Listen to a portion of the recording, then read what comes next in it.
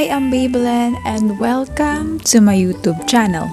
Today nga po ay magbibigay po ako ng 5 golden tips para ma-obsessed ang babae sa'yo.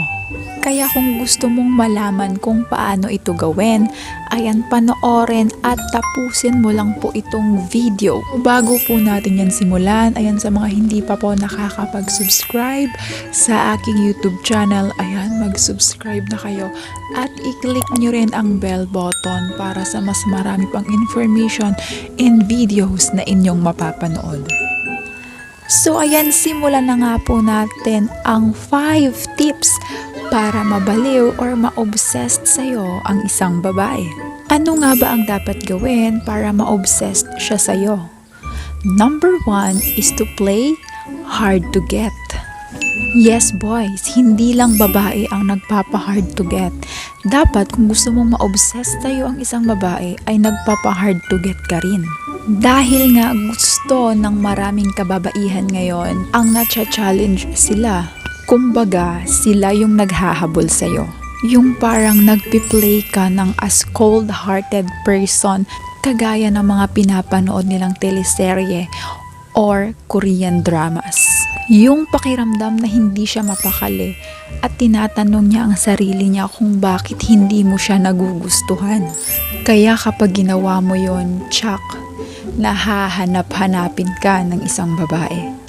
Number 2 ay makipag-date ka sa kanya. Ayain mo siyang lumabas at ipakita mong espesyal siya para sa'yo. Yung tipong gusto mong pinapasaya siya lagi dahil na-appreciate po lahat yan ng isang babae kahit na maliliit na bagay na ginagawa mo para sa kanya. At tiyak na mahuhulog talaga ang loob niya sa'yo. Number 3 ay irespeto mo siya. Irespeto mo ang mga paniniwala at opinion niya at tanggapin mo siya ng buong buo without judgment. Nakaka-turn off po talaga sa isang babae kapag yung isang lalaki ay pilit niyang binabago yung persona ng isang babae.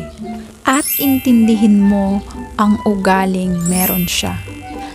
Kaya kung gusto mo talagang ma-obsess sa'yo ang isang babae, ay dapat tanggapin mo kung ano or sino pa siya. Number 4 ay bigyan mo siya ng oras.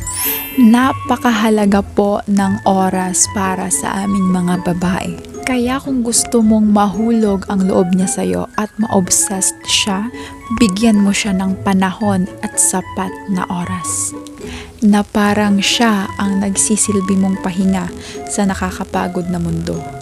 At ang aking panghuling tip, which is the tip number 5, ay ipakita mong seryoso at mahal mo siya talaga.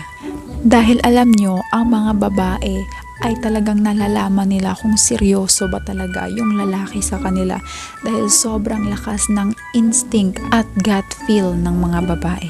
Kaya kung hindi ka man lang seryoso sa kanya, ayan, wag mo nang ituloy dahil in the first place, ikaw yung papasok sa buhay ng babae. So kung hindi ka naman talaga committed doon sa ginagawa mo, wag mo nang ituloy. Dahil napaka-importante po sa isang relasyon na kayong dalawa talaga yung committed.